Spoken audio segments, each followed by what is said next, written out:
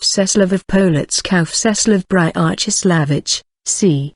1039–1101, also known as Vseslav the Sorcerer or Vseslav the Seer, was the most famous ruler of Polotsk and was briefly Grand Prince of Kiev in 1068–1069. Together with Rostislav Vladimirovich and voivode Vyshata made up a coalition against the Yaroslaviches triumvirate. Polotsk's Cathedral of Holy Wisdom, completed in 1066, is one of the most enduring monuments on the lands of modern Belarus and dates to his 57-year reign. Vseslav was the son of Bryachislav Izyaslavich, Prince of Polotsk and Vitebsk, and was thus the great-grandson of Vladimir I of Kiev and Rogneda of Polotsk. He was born in c.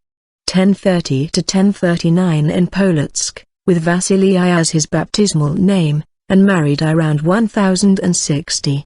He took the throne of Polotsk in 1044 upon his father's death, and although since 1093 he was the senior member of the Rurik Dynasty for his generation, since his father had not been prince in Kiev, Vseslav was excluded, izgoi, from the grand princely succession. In fact, since he was the only major prince in Rus not descended from Yaroslav, he was, according to Simon Franklin and Jonathan Shepard, an outsider from within. Unable to secure the capital, which was held by Yaroslav's three sons, Vseslav started pillaging the northern areas of Kievan Rus. In 1065, he laid siege to Pskov, but it was thrown back. In the winter of 1066–1067, he pillaged and burned Novgorod the Great, removing the bell and other religious objects from the Cathedral of Holy Wisdom and bringing them to decorate his own cathedral of the same name in Polotsk. His attack threatened to cut the sons of Yaroslav in the Middle Dnieper region off from Scandinavia,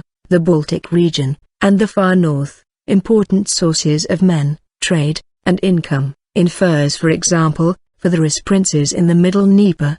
The attack also forced the young Mstislav, then enthroned in Novgorod, to flee back to his father, Izyaslav, in Kiev, and was thus an affront to the Kievan Grand Prince. The Yaroslaviches joined forces and marched north, sacking Minsk, then under the control of Polotsk, and defeating Vseslav in battle on the Nemiga River on March 3, 1067. Vseslav fled but was treacherously captured during the peace talks in June, when Izyaslav violated his oath.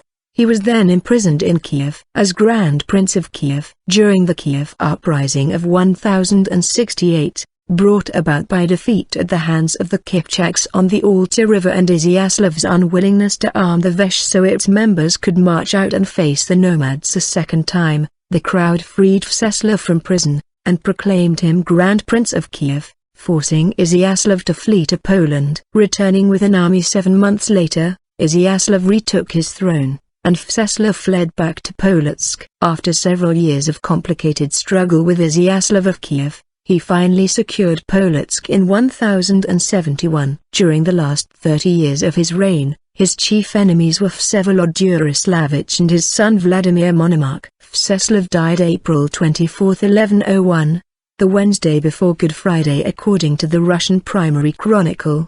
Indeed, the chronicles strangely link the two events, as if the sorcerer had died as a result of the crucifixion and resurrection. He was buried in the Cathedral of Holy Wisdom in Polotsk. Vseslav had 6 sons, Roman, (1114–1116), Prince of, probably of Dratsk. Roman perished either in Ryazan or Murom. His widow became a nun and lived in Polotsk, St. Sophia Cathedral, where she opened her charity. They had no children.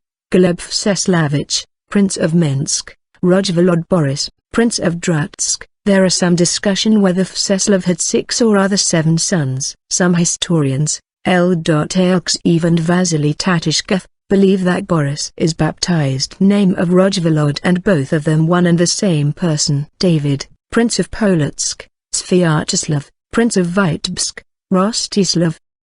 He presumably was the Prince of Lukomlan later in 1129 sent by Vladimir to Monomarch to Byzantium with the rest of Vseslaviches. Who was his wife is uncertain as well as his descendants. Euphrosyne of Polotsk is sometimes said to be his daughter, although her date of birth is given as 1120. 2 decades after Vseslav's death, and thus she could not be his child. Other sources, however, say she is the daughter of Vyaroslav Vseslavich, and thus the granddaughter of Vseslav. She founded a number of monasteries in Polotsk and the surrounding region and is considered one of the patron saints of Belarus. Vseslav had a great reputation for sorcery.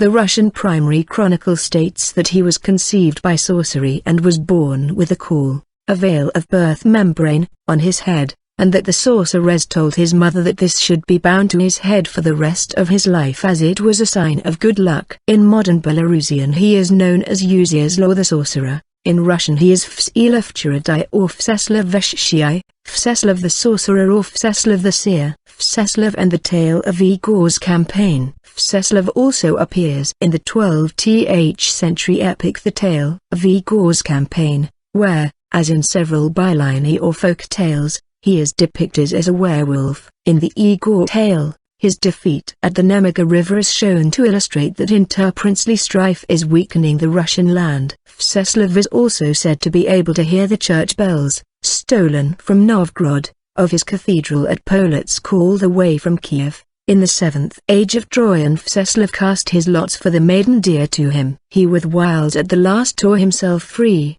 and galloped to the city of Kiev. With his weapon took hold of the golden throne of Kiev, galloped from them like a wild beast at midnight from Belgrade, swathed himself in a blue mist, rent asunder his bonds into 3 parts, opened wide the gates of Novgorod, shattered the glory of Yaroslav the first, galloped like a wolf from Dudutki to the Nemiga. On the Nemiga the sheaves are laid out with heads, men thresh with flails in hedgerows, on the barn floor they spread out life. They winnow the soul from the body. On the blood-stained Nemiga the banks were sown with bane, sown with the bones of the sons of Russia. Prince Vseslav was a judge to his subjects. He appointed cities for the princes, but he himself at night raced like a wolf from Kiev to the idol, or, accepting the reading of the text unaltered to the Lord, of Mutaraka, raced, like a wolf across the path of the great cause. To him at Polotsk they rang the bells early for matins at St. Sophia, and he at Kiev heard the sound. Volk Vseslavich,